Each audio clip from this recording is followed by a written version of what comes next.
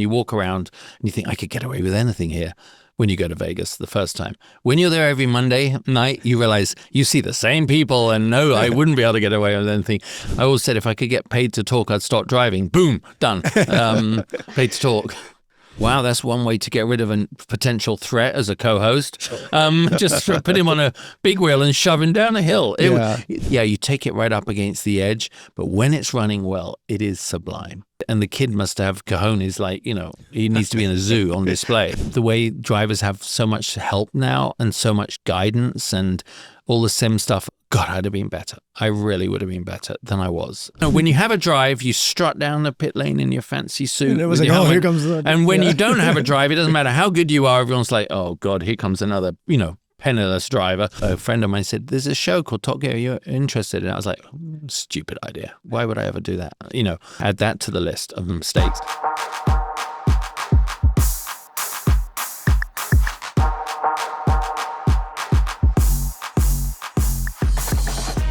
Today's guest is a Le Mans winner, a television host, and living proof that speed and charm is hereditary. Whether he's making racing legends feel cozy on camera or joking around with Tommy Kendall, he brings a mix of polish and unpredictability that's rare in the motorsport world. And that's why we all love him. He's also the only person to make live automotive content feel like late-night TV. And we mean that as a compliment. Welcome to the show, the one and only Justin Bell. All right, Justin Bell, thank you for being on the Creative Drive. Well, thank you for having me. What's going on these days? Well, I haven't seen you for a while. I haven't seen you for a while. You don't age, by the way. You don't age. It's those Asian genes. You are. These English ones are crinkling up pretty quickly. Have I been creative and have I been driving? Both, actually. Okay. It's just feel really good. It's a good moment in life. Nice. And how's that podcast of yours going? Well, Drive to Win. Yes. I love it. We're in our third season. Mm-hmm. We actually have a 3-year contract ahead of us. So it's great. nice for finally to have something with some runway, so you can kind of plan and get everything together. The folks at the Wynn, I really do enjoy. And of course, we've had a little bit of interaction between Racer and them and there was some ideas floating around. So it's been, you guys know how good they are. And they really set the standard in terms of hospitality and the way they do things. And their whole executive team are so inspiring because you think it's a big casino and it is, and it's a big business, and you walk around and you think I could get away with anything here. When you go to Vegas the first time, when you're there every Monday night, you realize you see the same people and no, I wouldn't be able to get away with anything. So it's going really well, and some great partners and with Tag Heuer, and I think the opportunity to talk about something you love, like you're doing now, with regularity to and build an audience, which is not easy at all. And now we're on SXM, it's really helped, obviously. But I love it. I mean, me, I love talking. If literally, I always said if I could get paid to talk, I'd stop driving. Boom, done. Paid to talk. This is Racer, your all-access pass to the best motorsports, performance, and car culture. Get Racer Plus for live races, extended highlights, breaking news, and fan-favorite build and enthusiast shows, all in one place. From Formula Drift to off-road mayhem. A full-blown nail-biter. Supercars to grassroots brawls, garages to rare collectors. Stream it all, anytime, anywhere. This is about machines and the people who move the culture forward. And when the screen fades, the story continues in Racer Magazine, a collectible trusted by champions, creators, and connoisseurs. Every page, a deeper dive into the soul of speed and performance. Racer Plus and Racer Magazine, the ultimate bundle. Built for the obsessed, powered by passion. And so that podcast that show was started to promote the Las Vegas Grand Prix, right? Or was it the other way around? I mean, how did that come about? Chicken and egg? Yeah. Well, it was funny because Jason Jacobson, my partner in Talk Media with TK, we were recommended to them for the Las Vegas Concours by Sandra Button's team at Pebble Beach. They said, we got this Concours. It's like a young Concours in our second year. Who should we talk to? And they said, you should talk to Justin Bell with Talk. So I went in there to think that we were well, first of all, I saw the invite list and I said, Jason, you should come along to this too. Because normally I'm the one that does the exploratory sort of sales, business development side. And I sat there with these very intelligent men all in very sharp suits, feeling quite overpowered. But they didn't want what we were offering at the time. But one of them said, I saw you had that little Life with Legends. I was doing those interviews with my heroes. I said, you have a podcast. Have you seen our new $6 million podcast studio? And I went, no. Walked down in there to get a little tour. And of course, being the racing driver, you never, even as an ex-racing driver, you see opportunity. And I said, you got Formula One coming up in about 7 months. You don't have a Formula One show. And 3 weeks later, they did have a Formula One show. And for me, of course, I was never in Formula One. Dad raced in Formula One a long time ago, but racing's racing, great people in it. And so getting that actually led to me being involved with the Concours. We now help produce the Concours for them. And we can talk about that in a minute. And now I'm the host. So it's all very symbiotic. Yeah, no, that's great. So you have a show after every Grand Prix, right? Yeah, it's, the pressure is on to do it every week, but Formula One schedules are very difficult to get guests inside Formula One. Lots of people around it want to talk about it. The teams only have the drivers, literally, even on a $70 million contract like Lewis or something, $100 million contract, you only get him for 3 days a week or 2 days a week or how many appearances. Very hard to get drivers. So when they're not racing that weekend, they are not available. Crew engineers are not. No one's available really. So we just follow the series. So they have a race a weekend off. I have a week off. So that's how it goes. Which feels quite good. Yeah. Well, it feels like the Red Bull guys are like always doing some new content. Yeah. I think they have a culture within Red Bull that content creation. I mean, if you think Red Bull exists off content, doesn't it? That's the empire exists off that. They pioneered it. They changed the landscape with what they do with all their Red Bull games, all their amazing athletes, and part of that is generating content. So I think the drivers have to. Yeah. Speaking of content, you brought up your producer Jason, but I remember like my memory with him and you is. Remember I know what you're going to say. Remember the Corkscrew? I remember you on what was it, Big Red or whatever those little toys? A big wheel? Big wheel. Going down the Corkscrew. So he was supposed to do that. Do you know the story? Yeah, so like you didn't want to do it. No, so because it was like this IMSA thing where we were trying to like hype the Laguna Seca, right? And I think they wanted you to originally do it. And you were like, screw this. No way. I'm not going to do it. So Jason. Who's the new guy? Yeah. So who's. Oh, look, he wants to get into TV. Yeah. Okay. If you want to be on this broadcast, you're going to strap on a helmet. Yeah. So Jason was like first like reluctantly like, okay, if Justin's not going to do it, it's like he was like trying on a suit and then the finger pointed at me. He's like, okay, I'll do it. I'm the new guy. I'll freaking do it. You rolled almost all the way to turn 17. I did. Yeah. I was flying. Yeah. It was. I was like, well, wow, that's one way to get rid of a potential threat as a co-host. Just put him on a big wheel and shove him down a hill. Those days were actually really fun at IMSA. I've got to say, I'm candidly speaking, I think they've lost their sense of fun at IMSA. I really do.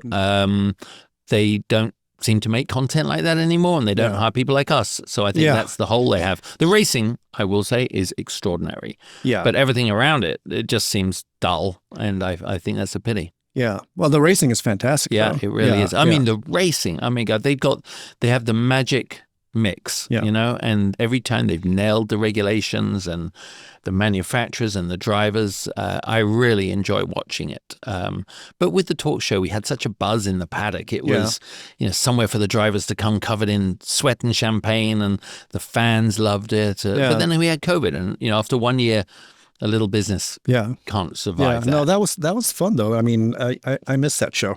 Yeah.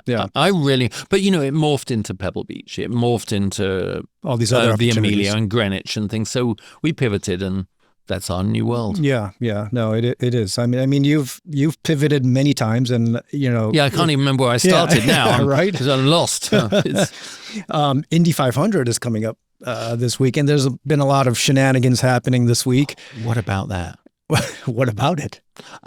I mean, Tim Cindric is one of the smartest men I've ever met. Gilles de Ferran would be turning in his grave if he could see what's going on. I mean, Tim was very responsible for what, helping get the team to where they are. I think Roger is such an upstanding figure in our sport and owns the series. And so I think to have that blot, the second blot in a year or whatever it is, once is a mistake, whatever. Once is misfortune, twice is, whatever someone said, didn't they? Someone back in smart England, said it. Someone smart said it. Carelessness is what they said. I don't know. I'm sure it was a very tough decision for Roger to do that, but it's so political. And when you head everything, I think you have to.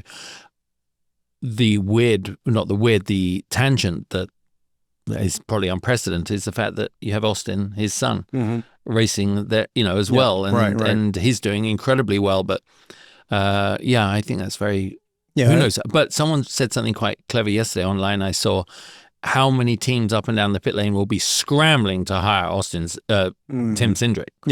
Because he is brilliant. Yeah. So we'll see. Yeah. I mean, it becomes a problem when you are the governing body and you're also competing. Yeah. It's not a problem when for a former race car driver or a team to own the series, but if you're also competing, it becomes a little bit of a conflict of interest. And maybe it's okay at the beginning because someone had to save the series, so that's fine. But but I think you're going. I mean, I went to Indy last year with Tag Heuer, and I hadn't been actually since I went with Chip Ganassi quite a few years ago. It is the greatest spectacle on earth. They are right about that. You stand there and you see 500,000 people, the largest one-day gathering outside a religious event, I think, in the world. Yeah. And you try not to think about that because in today's world, you go, oh my God, there's panic, there's bomb threat. I mean, the security must be, I'm trying to avoid massive crowds these days, but that is one I'll gladly endure. And the pageantry of being there, I think it's a must watch. And some people, you often get asked, what are your favorite races? Just to watch the Indy 500 and see that build up, and you see them come past. At 240 miles an hour, I think that's the length of a football field every second. Right. So they go through, and it is a coliseum. It's gladiatorial. Yeah. We don't want to see anyone get hurt, but we sure like to see them brush the wall. And the potential threat of danger is there. Right? The thrill. Yeah. There's nothing you could ever do as a driver, I do not believe, that you're straddling the line between insanity, between this world and the next, between winning and losing, paying the ultimate price or getting a big name on a Borg Warner trophy. I think Indy is the ultimate thing for a driver. Monaco, you could say absolutely drive the way they drive there, but what they're doing at Indy, Monaco, you still got braking down into the corners. It's really freaking tight against the walls. But Indy, I mean, the speed of that. So when you hear someone qualifies, whether it was Catherine Legg last year, she had a bit of a, disastrous race really, but she did 224 miles an hour. Well, let's just say something like that. Yeah. I tell you, that's meaningful. Yeah. So how can a rookie who's never driven an oval get P1? I mean, I just don't understand. How does that even happen? From a former race car driver, what does it take for a rookie who's never driven an oval to do that? Well, I think you got to preface it by saying he is part of the Ferrari ladder, so he's obviously really good. Yeah. He's not there for no reason. I think more incredible that a team is but I think the combination of those, obviously the team have probably got some pretty good people on board. I don't know who must have done it before. You cannot go 100% as a rookie team. Yeah. You wouldn't even know how to enter qualifying, right? So they obviously have some key elements to that in terms of personnel. But I think what they do as a driver, if your car is running well, Gilles de Ferran used to tell me, he said, you take it right up against the edge, but when it's running well, it is sublime. Maybe, and the kid must have cojones, he needs to be in a zoo on display. I mean, it's wild. So I think it's still impressive. Yeah, you can't take it away. Right. Staggering to watch. But that's the sort of jeopardy of Indy, right? If you're in the right car. he must be absolutely terrified with the race. Yeah. Because terrified as in you're now leading from the front and it's like, oh my God, I've got to pull this off. Right. But as everyone always says, the middle of the Indy 500 is an endurance race. Yeah. Settle in, keep the car clean, don't have an accident, and then start to get yourself in place for the last, Well, driving by yourself, right, and going for top speed and driving in a bunch is a completely different thing, right? Yeah, very much so. Yeah. And the turbulence and things, he's obviously good. Good. But it is still, isn't it nice to upset the establishment? Oh, yeah. Yeah. I mean, it's the equivalent of Lance Stroll putting it on pole this weekend. Yeah. Probably not going to happen, but it's, he enters the race thinking he might. That's why we go racing. Yeah. Everyone thinks totally. they might. I mean, I hope we can put all this stuff behind us and just enjoy the race, the greatest spectacle, this weekend. I'm sure Marshall's head's been falling off, spinning off. Marshall's been doing a great job. He's been doing such a good job. He's like, I think because he's just such a big old gossip as well. So you kind of get the real stories and you get the gossipy stories. And I like that, Yeah. I would never tell him a secret. I just don't think he could do it. Would you? I don't know. I think he would, if you want the world to know it, tell Marshall. No, I mean, he's amazing. He's been doing some great reporting for us, and we need him. We need him. Yeah, he's a treasure. So just going back to IMSA, so you know a lot about Pratt Miller and their technology, and I was just so impressed with like Robert Wickens' car and what he's done. What are your thoughts on like that car and what they've done? To be honest, I don't know much about that car, but I know what they've done with the bigger picture. Put Pratt and Miller into context. There, we see the race team, and that's just one window into their operation. The depth of their engineering and technical and math-based algorithm stuff. I mean, someone in this room can tell me probably more accurately, but I know there was a famous story 10 years ago when the government had a problem tracking a satellite that was crashing back to Earth, and their scientists couldn't work out the math to intercept it. NASA guys couldn't. So they went to Pratt and Miller to come up with the algorithm to intercept it. Oh my God! All right, so that's wild. Yeah. And so when it come and they created in our Corvette. I mean, not when I was there, but remember I raced with them in 2000, and the car was still so trick even at that point. But they came up with they started putting the cameras, on the back so you could see. But they came up with the algorithm that identifies the car behind by its class, obviously using the transponders on the car. But it used a predictive algorithm.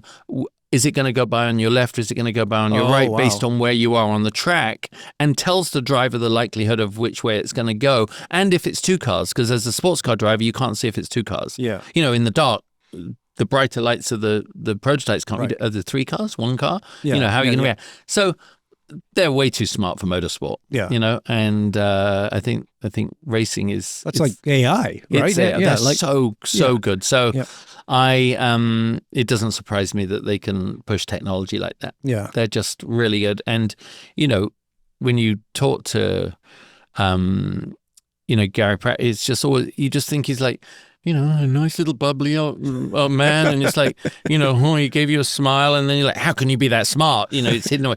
But he also knows how to put a team together, doesn't he? And he's, they're very, very clever. I would love to have driven one of their newer cars, a decade later. It would have been 2 decades later. It would have been really good. What's the best race that you've experienced? So you've been to Indy 500. You mean to watch? Yeah, to watch. Best race. Well, I have a feeling that if I went to the Isle of Man TT, I'd probably say that was it, right? Yeah. I really enjoy. I enjoy going to anything once. That's kind of a weird thing. I go to a country and western concert, even though I can't stand the music, because I go to jazz. I like jazz, but. Yeah. So when it comes to sport and racing, It is fun to go and watch things you've never seen before. Yeah. I think the first time I saw the Daytona 500, you just go, the noise, the power, the brute force of the whole thing. That was very impressive. I think my memories of, I went to Monaco, the most memorable time was sort of late 90s. And that was, with the proper V10 engines. It was a good time. The noise, the screaming. That, to me, standing there, watching how close they came to the wall, was very impressive. Yeah. And the sound of them going through the swimming pool complex. So for me, it's probably Monaco. In person, standing there watching. Yeah. When you were growing up, did you get to travel to a lot of races with your dad? I did, actually. Yeah. It was very accessible for us in the holidays. Europe is just, as you know, connected countries. And so I used to, especially in my early teens, I'd travel with him a lot. And I wasn't racing. I was doing motocross. I didn't do karting ever. But there is actually a funny story. I told it to this group of business people last night that did I always knew I wanted to race? Very good question. I was racing in motocross, but my dad's level was so high that I'd never seen how people started. I'd only ever been to the 1,000 kilometers of Silverstone or Le Mans or Nürburgring or whatever. Yeah. And it sounds so obnoxious and entitled, but it was the way it was. But now, and then my friend, James, my best mate, James, and his dad took me to the Formula Ford Festival. And I remember going, oh my God, these are me. This is me. These are my age group. This is wild. So I went home and that's when I said to Dad, I want to try racing. And he just rolled his eyes, swore and said, how are we going to tell your mum? But I actually dated Chloe Mason. She'll hate me saying this, but Nick Mason's daughter for a while when I was, not for a while, very briefly. That's from Nick Pink Mason, Floyd? Pink Floyd drama. Yeah. And we had, I remember us talking about it. She's never sat in a pub watching her dad bang on the drums, to a load of drunk people. She's only been to Wembley and big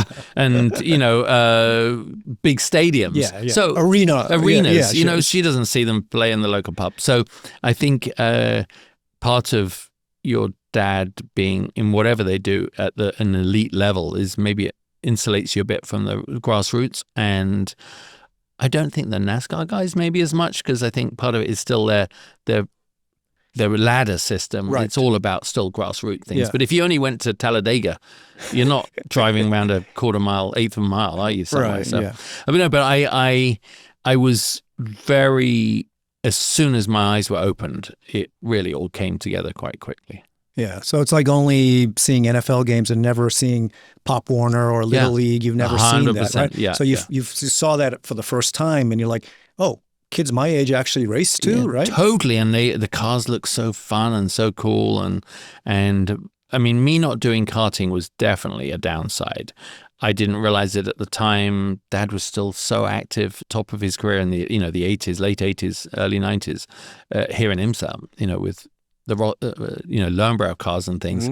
But I just thought that, the minute I got behind the wheel of a car, it was going to all come to me. But Dad was not he's not a math-based driver. He's not a process-driven driver. He just did it. He threw me out in the middle of the track at Brands Hatch on an open test day and went, kind of hit the apex here and there. What's an apex? I don't know, the middle bit. You're right, and there was no sims and there's no training of any kind. You'd walk around a track. Yeah. And that's how you learnt Le Mans. Right. Or on a scooter, on a bicycle. That's how you learnt Nürburgring. You just walked around it and went, oh, there's grass over there. And so it was a great way of cutting your teeth. You became very good, very quick at learning tracks. Yeah. Because you had one practice session. Yeah. And then you go into qualifying. But when I lined up in Vauxhall Lotus, my second year racing, that's when I realized that not karting was a big disadvantage, because the main rivals on the grid in Marlboro colours was McNish and Hakkinen.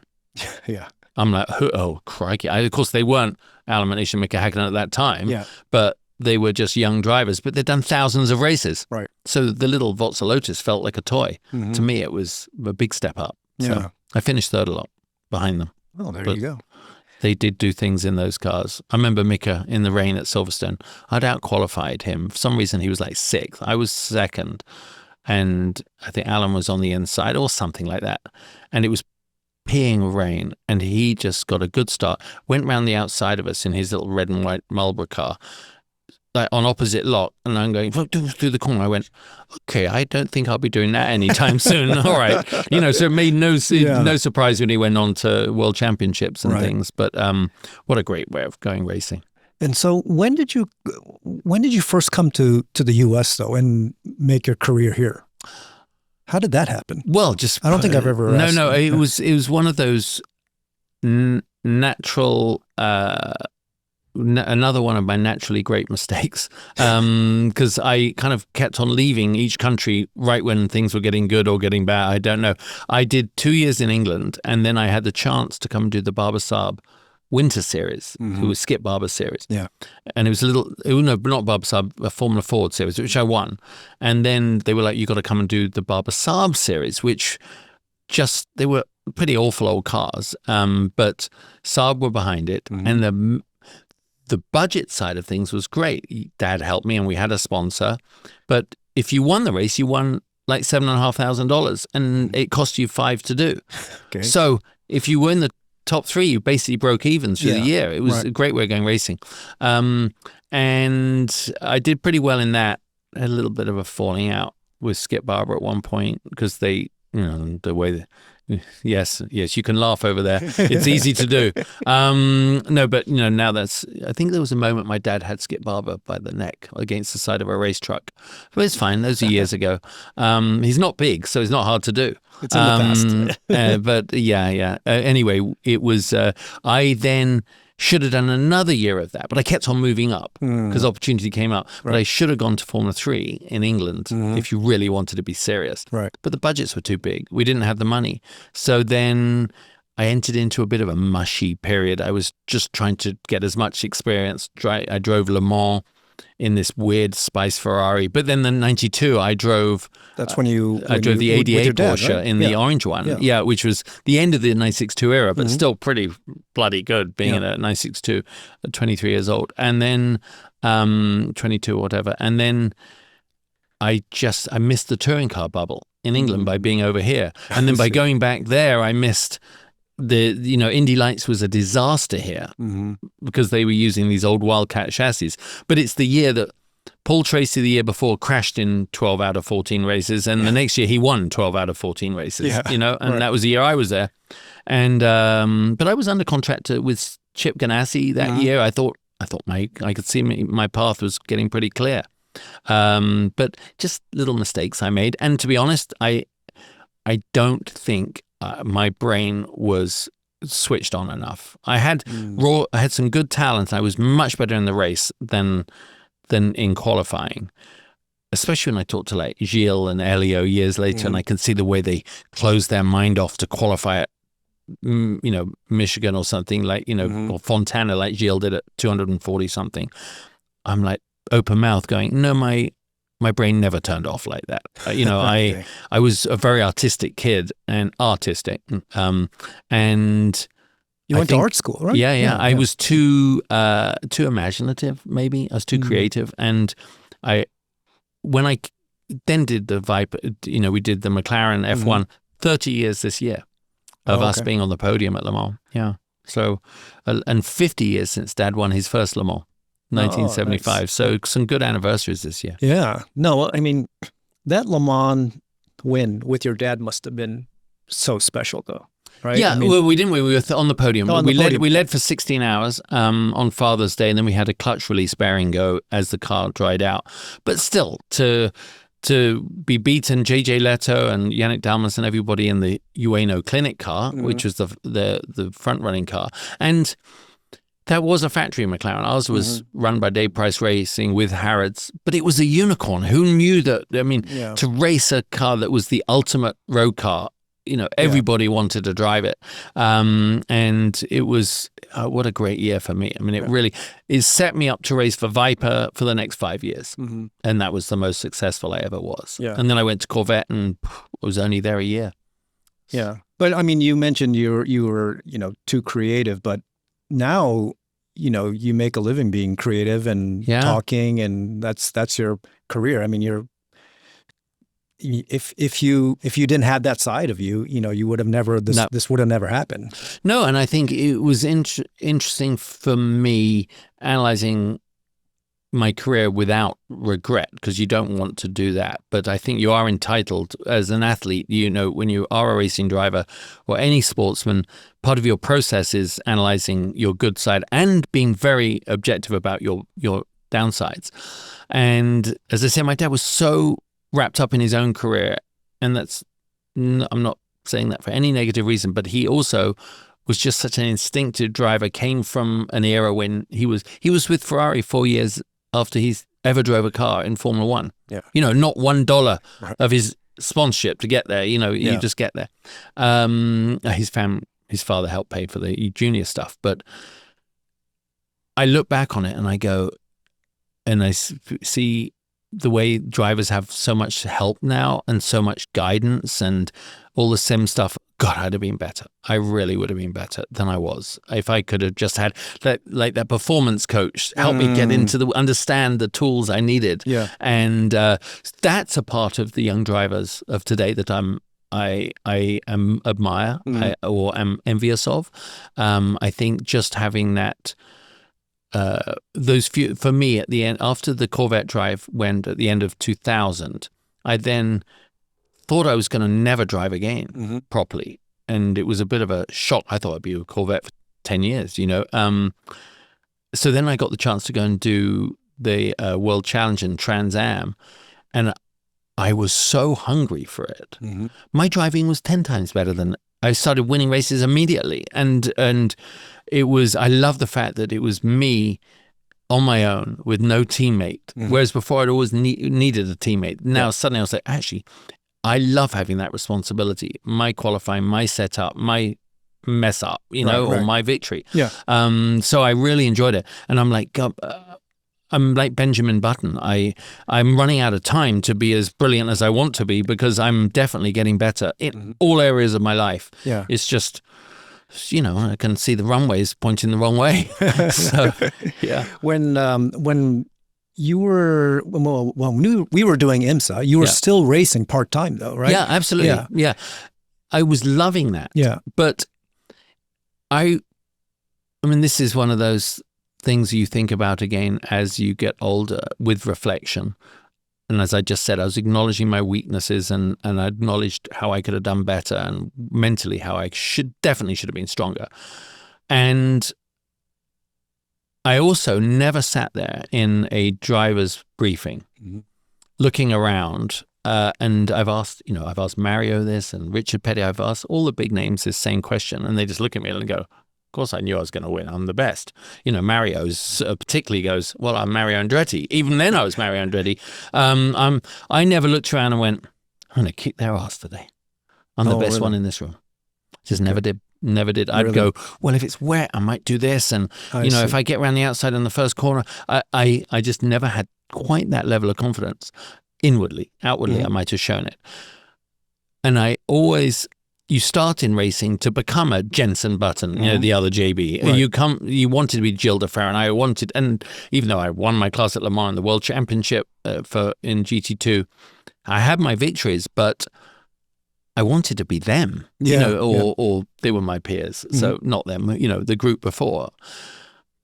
But when I saw the media side of things, I went, actually, I can be Ryan Seacrest. I can be as good as I can be as good as anyone that does this. Yeah, and that was and for the minute, what the tipping point was when Speed Channel were asking me to do a bit more TV, but I was still wanting to race. Yeah, and I was racing with Roger Schramm in Daytona Prototypes, and RVO Oil out of Chicago, super nice guy.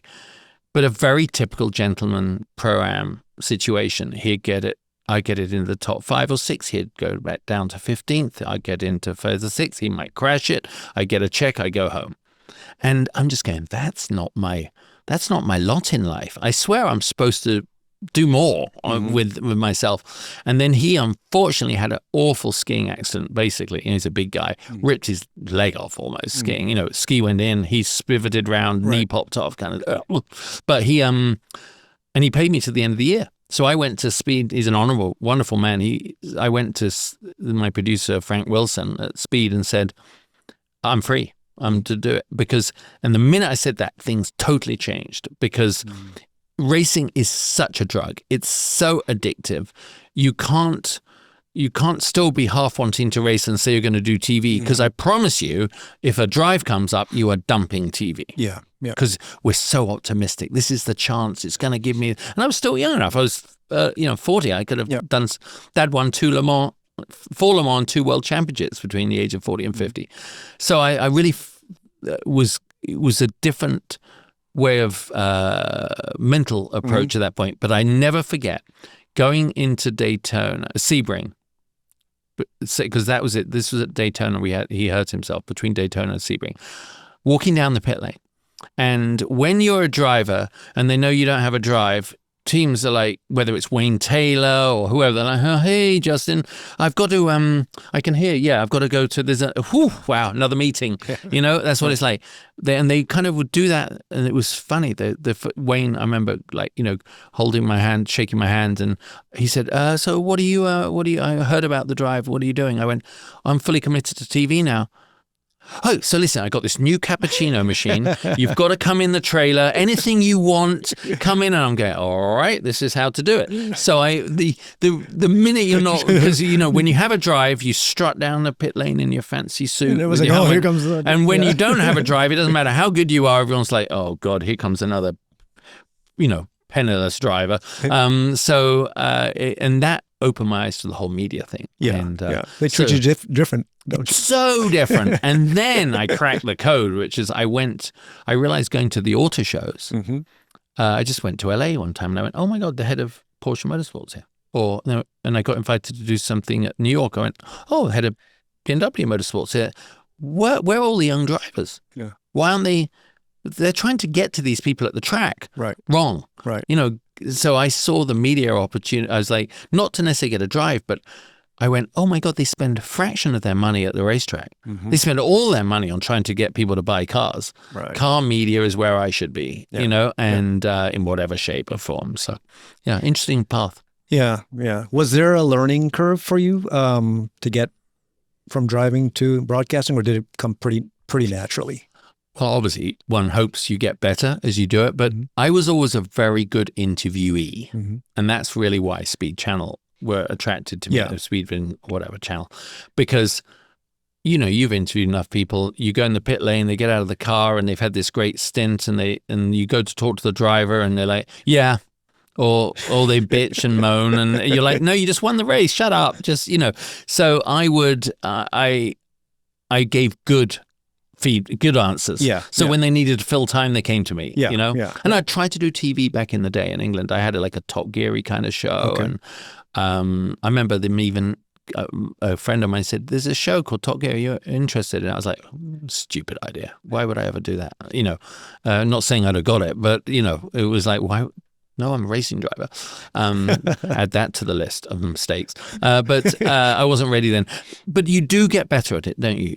I think my strength and my weakness in broadcasting was I love being live. I love the thrill of it. It's and I said it many times, it's the only thing I've ever done that compares to driving a race car. The thrill of it. Live. I mean, I was the only one. This is how much they trusted me. When they started doing more of the remote broadcasts from Charlotte, everybody, I was the only person on the ground other than the producer at Le Mans. Yeah. Me and Andrew Marriott. Andrew's a terrier. He just runs up and down, right? Even at his age. But I would open the show live to the world at the head of the grid, and it was just 3, 2, 1, go, And if you said, you just blew it. You never work again. Right. And me, I have a foul mouth. But when you do TV, it would just shut off. And TK actually said it well, which is why we ended up working together. He and I were great. He was in the booth. I was on the track. As he said, if you don't almost get yourself fired every broadcast, you're really not doing the viewer justice. Right. And I certainly lived up to that. I would say stuff and they, it's like the car Audi came out of the pit sideways and I said, well, that was a premature evacuation, and I could hear my producers going, no, brilliant, but no, shut up. Oh, that's fantastic. Stop it. And then my co-host would try and say stuff like that. Yeah. Or, I'd say, that was bloody great. Yeah. I can say that. When Brian Till says it, they'd be like, Brian, stop swearing. Because English people get away with a lot more in US odd TV. angle on US TV. I love doing live, but when IMSA went to NBC, I knew there were no seats at the table. I could just tell it. And IMSA guys, oh, we love you, we love you, we love you. The fans, we love you, we love you, we love you. But the fans have no voice. IMSA were toothless in the whole thing, to be honest, because NBC were with NASCAR. Yeah. They're not going to, whoever they want to put in, of course. And I guess maybe I was a little too not outspoken, but they just needed more. They needed a group of people that maybe weren't so, I don't know, unpredictable, whatever. My producer said, you're going to have the best career ever or you're not. Because but you'll find your place. And I really enjoyed those days. But when it came to interviewing, I got definitely better because that's a different style. Yeah. On the spot stuff is your brain thinking fast. But when you're doing interviews, I remember Chris Economaki, I asked him, the most famous broadcaster probably in motorsport ever in America. I said, Chris, how do I become a better interviewer? Just listen. He said, all these young guys, they have no TV. They're just bloody listen. He didn't say bloody, he said another word, but he's like, and he said, know where you start and know where you end. Yeah. And everything in the middle will take place. And I was like, all right, that's pretty good advice. Yeah. That was great, but then I started creating content. And Taro, what that's like. It's quite addictive using your creativeness in a way.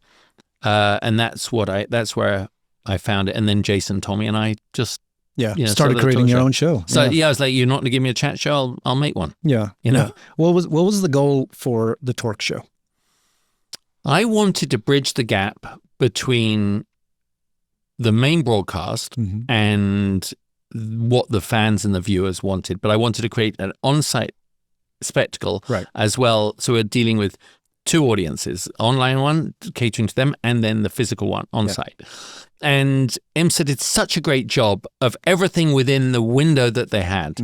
But you see it even now and it frustrates the crap out of me. Well, here we go, Daytona 24 hours.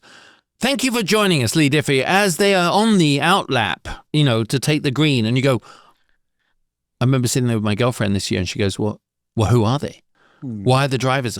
Who hates who? Who's in rivals? Who's screwing who? Who's doing what? You don't know anything about them. Yeah. Formula One do. Yeah. And that's all related to budget. They don't have the TV window to show it. So we wanted to create the online window. So an hour pre-show or half-hour pre-show leading into the race. So we could tell the stories. And IMSA were amazing to us. They were really symbiotic. They gave us, amazing. We had full access to everything we wanted. But we funded it, and Michelin were the backers of it. It would still be going today if it hadn't honestly been for COVID, because we just kept on growing. And we really loved it. We got a great response. I think everyone was so stunned when we turned up to Daytona that year, and we had an Airstream and a set and pretty girls and all this equipment, and they thought we were going to be like Marshall in the press room. Right. With a disco ball. Honestly, I think they did. But I knew we had to have a show. Right. And we carried that on into the Concours world. Yeah. No, that's great. I think you bring a lot of great humor to motorsports, you were saying. Is there a balance there between serious commentary and Yeah, there is. I think you have to. I get what you're saying. Yeah. I think you have to balance it, and I think my skill was in not alienating the aficionado and the real fan, but also being able to put things into words for a casual fan. I in no way would go up against Brian Till and Jamie and those guys in their knowledge they would break things down. But, and then, the Riley and Scott in this race, Jamie would say, has, got a new blah, blah carbon fiber front upright that does this. And I talked to the engineer earlier and he was saying it's 6 degrees cool, whatever. I'd be like, well, I'll tell you what, he just hit the wall. I know what he's just been through. So I would do that. And the humor, you can't be randomly funny the whole time. Yeah, it doesn't work. But because it's funny when it's least. It's funny when it's least expected, and I'm not trying to be funny. I'm just being me. So I think that was sort of where some of the, if there was a magic to it. But I really miss it. I have to say I do. But things go around. I mean, people do this till they're old, right? I mean, I definitely look at it again. I have been close to like the IndyCar stuff. I thought I had an opportunity there. But in a way, I love what I'm doing now. Yeah. And you get to a certain point, you don't just do things for love. You want to make some money at it. Yeah. And because TV ratings are so low in sports cars, unfortunately, and even in IndyCar outside the big races, how can they pay you big money? Right. They can't. Yeah. I mean, Bob Varsha and David Hobbs were making 4 or 5 times the money 30 years ago. Yeah. 30 years ago, they were making 4 or 5 times the money they do now. So the ratings were 4 or 5 times. Well, YouTubers are getting more views than the regular broadcasts now. Well, I know. That's what pissed me off when I met you. There you are. Taro's doing social media and he's got a YouTube channel and you were crushing it. And the rest of us are like, oh, we got 30,000 people watch Daytona. Like, really? But I think you're right about the YouTubers. That's where I saw to bridge that gap is what I was trying to do. Yeah. Yeah. So where do you think this new, so like journalism and, motorsports and journalism, and we have like creators and influencers now covering the same thing, right? Mm-hmm. And, back in the day when, for example, a car came out, they would invite journalists out and we'd go and test drive a car, for example, and we'd write about it and it'd be on a magazine. Now, they invite influencers and it's up on Instagram the next day, right? And they're getting as many views and things have to be, authentic. And that's how they're getting the eyeballs. Yeah. Where do you think automotive journalism is going these days? I think which is good news for all of us, the authenticity is coming back into being the main strand of DNA that you need in this. And if you're credible, you're authentic, you have a reason to for people to listen to you. I think that's really important. I'll give you an example. Michelin we did this event and they got Captain Sparkles to come along. Massive, was he Minecraft or whatever? Yeah. I mean, 10 million followers. Right. He loves cars. He's a Ford GT and everything. Super nice guy. Yeah. He came on the tire launch. He had, he posted car videos. And yes, for us, a lot, 100,000 views or maybe 200,000 views. But Michelin hired him, paid him a fortune to be there because he gets millions of views. But my daughter at 7 years old was one of those views, right? So she doesn't care about Pilot Cup 4S tires or whatever. My friend Sean, Sean Lee with the Purist Group. Yeah. Sean has 50,000 followers. Right. He reached out to his followers and told him about the new tire. They sold more tires through him than any other person worldwide off one influencer. Than the 10 million. Than the 10 million views. Yeah. So that's when we all realized it's all a bit cuckoo, right? But you still need that buzz, right? Look at I can't get a credential, nor could you, to go to Formula One because we aren't the celebrities to get on the. Literally, I can't go on the grid. Right. There is no way to get a credential. Yeah. Because I'm not working for Formula One. I'm not Formula One media really, and I'm not a massive influencer or a football player or whatever. So that's part of the sexiness of it. Yeah. I think automotive media, there's a new generation coming up that are they're just massive fans. I mean, remember, to be in this, you have to be a fan of the sport or a fan of cars. Although I had a friend of mine the other day who was looking at the McLaren 750S back when that first launched, and he's like, I just shouted at myself to stop. I'm 8 minutes into a video on the 750S from a 21-year-old YouTuber. Like, what the F does he know about driving a 750S? Why am I listening to him? It makes no sense. But everyone's caught up in this. Yeah. So I think, up against the marshals and the people like the legitimacy and Formula One, Will Buxton, he's in IndyCar, but they're all so knowledgeable. Lawrence, their depth of knowledge is so deep, and now they're having the chance to show it. I think what Racer are doing, keeping things alive, keeping it honest, is a really big part. But we must remember, and I think this is why Formula One, actually for a billions and billions of dollar business, still do better than all the other series, is they know it's entertainment. Yeah. Drive to Survive literally changed the landscape, and everyone's tried to do it, but everyone's tried to do it, if you look, by going, NASCAR included, and then say, well, you can't say that. Yeah. You can't talk about sex. You can't do this.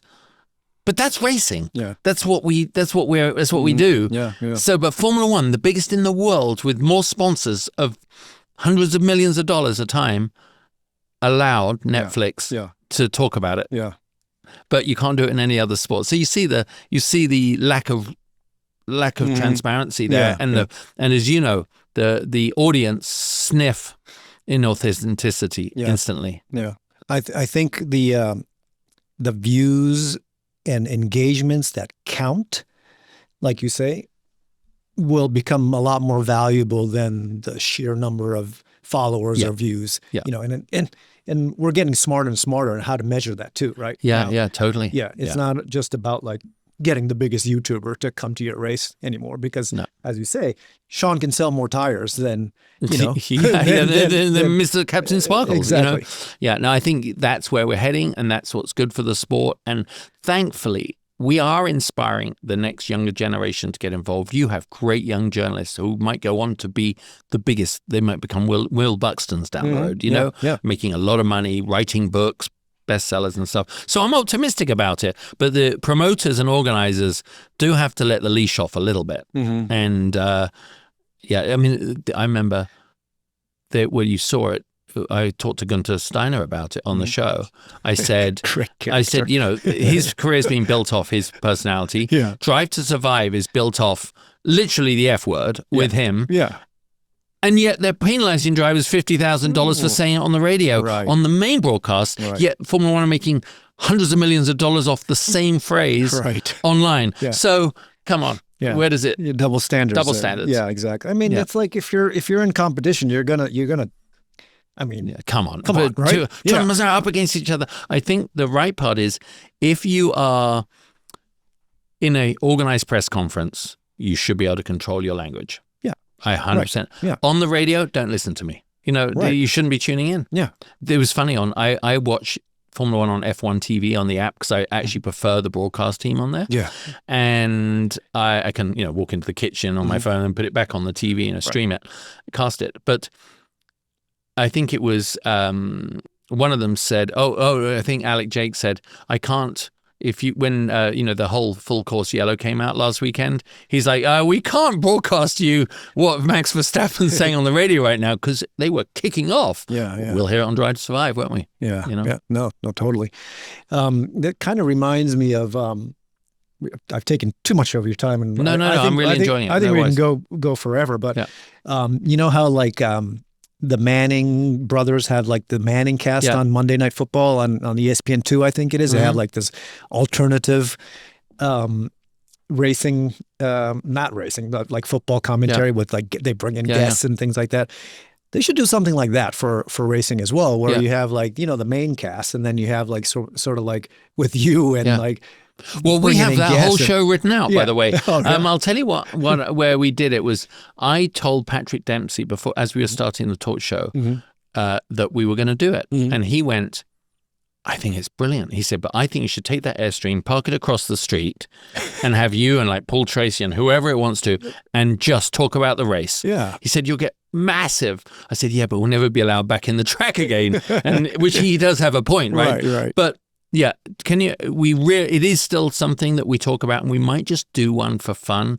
I'm hoping someone very significant from Racer might be listening right now. No, you know, we thought how fun it would be. We've talked about it on Racer. To literally, because the licensing way, as long as you're not showing what's on the racetrack, the cameras are pointed on us, and we can say whatever you want to. We should do that. We should do that just for a test. I think we should just do it as a test. So let's. I think we should do it. Yeah, because I think that's what people want. They they want because Joe Rogan has that MMA show where they don't show the fight, but they just have like 3-4 guys just like talking crap about the fight. The only one I don't want to, everyone's like, you should do it for Le Mans. I'm like, that's an awful idea. I mean, I don't want to do 24 hours of talking about that. Because even in the middle of the night, you go, let's just start with a short show. So maybe we sprint race. We've really been thinking about it, and we could just do any series. It could be. We'd have the guest on an ex-driver from that series or something. So do it right here. We could do it. Have it right here. Right here. Have the TV right here. Mm-hmm. We can mute it. Get a drink sponsor. We're in action. Exactly. That's great. Oh, it's California. I'm California sober, so it'll be a really good place to get some food sponsors, some sponsors for the backdrop. We've already sold the show. Yeah, I know. I can tell it. Whoever's listening, let's do this.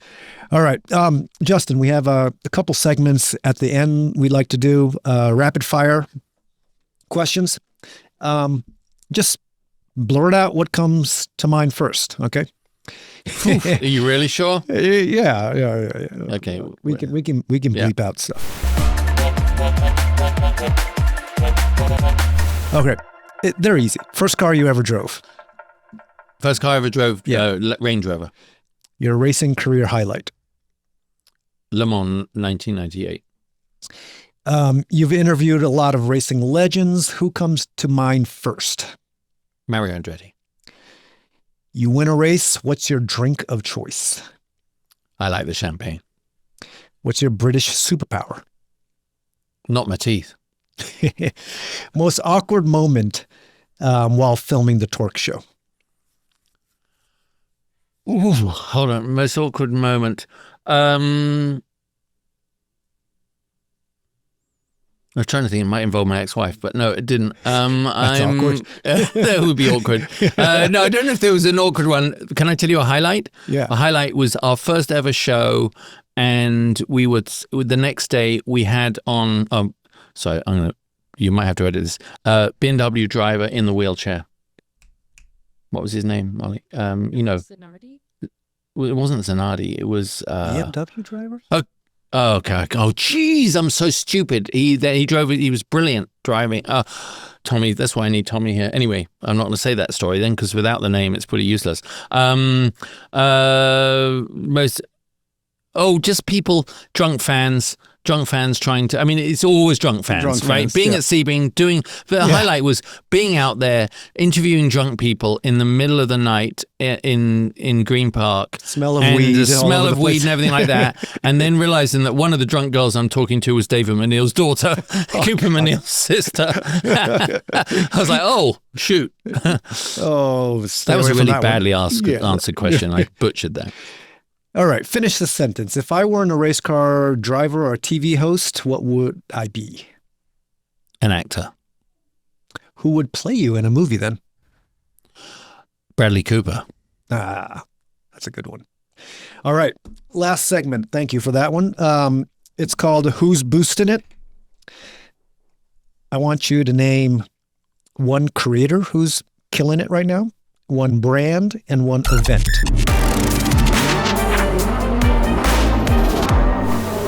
Let's start with the creator. Which creator that you're following right now is boosting it right now?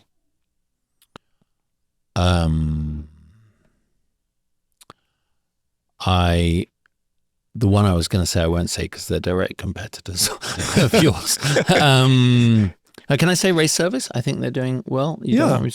I think Race Service are doing a great job at branding themselves. James is doing a great job for that whole AMG thing. I was just at their event last week. So I think they're doing it. I'm trying to keep it relative to our world. I think they do. Yeah. Which brand? Yeah. Tag Heuer. I know I'm an ambassador, but I think what they're doing around Formula One and actually bringing the heritage of the watches through to today, from Ayrton Senna through to Max Verstappen, I really like that synergy with Formula One. Yeah. Event. I am a massive fan of Pebble Beach. I think it is still the flagship of everything for good reason. I'm very privileged to be the first person that walks out and introduces everyone. But I am also going to say, double answer, I think the Las Vegas Concours that I'm involved with the Wynn, it will be one of the top 3 events in the country within the next year or 2. It's just spectacular. On the fairway there, the sphere, outside, it's just magnificent. I've got to go. When is that? That's November. You have to come. Okay. It's actually brilliant. Okay, yeah. Got to make it out to that one. Okay, Justin, thanks for your everything. We ask all of our guests this one question. What is your creative drive? My creative drive is to present the world that I love so much and have known nothing else, but to help spread that passion really to not just my generation, but really making sure young people are involved in our sport and the collector car hobby, because without them, it'll all be a distant memory. Yeah, that's a good one. So what's going on for you now? What's in the future, and how can people follow you? Well, obviously at Justin Bell TV across everything. Drive to Win. Obviously, please give it support. I mean, having James Vowles on this week was just amazing. I've got Zach Brown coming up soon. Nice. It is word of mouth, isn't it? You try and push it out there. But I'm hosting the Greenwich Concours in 2 weeks' time with Haggerty. I work with them, and hopefully going to Le Mans to celebrate our 30th with McLaren. So I have a really busy schedule. Don't go to as many races as I'd like to, but as I said, it's a right off the top. Racing has been my business, and my business also now is making money. So just to be a spectator isn't always as fun. But no, what a fortunate world to be a part of. Yeah, I really am, and to have a second career after having driven cars. I can't count my blessings enough. Well, you're kicking ass, man. And Thank you. Keep on doing what you do, man. I've been a fan for a long time, and happy to call you a friend as well. Thank you. So yeah, really great. Thanks for having me on, everyone. All right. Thanks, Justin. Take care. Thanks for watching and listening to The Creative Drive, where we offer listeners a candid look into the minds of automotive creators and their journeys. The Creative Drive is available on all podcast platforms, and we have more awesome guests lined up for you guys, so please subscribe so you don't miss any episodes. If you're interested in partnering with us, or if you have any feedback, please email us at podcast@racer.com or DM us in our Instagram. The Creative Drive is produced by Molly Binks from Racer Studio, directed by TJ Keon, creative director George Tamayo, and edited by Andrew Snyder. We've got New Nick, OG Nick, and Morgan on the socials. I'm your host, Taro Koki. Thanks for watching again, and we'll see you next time.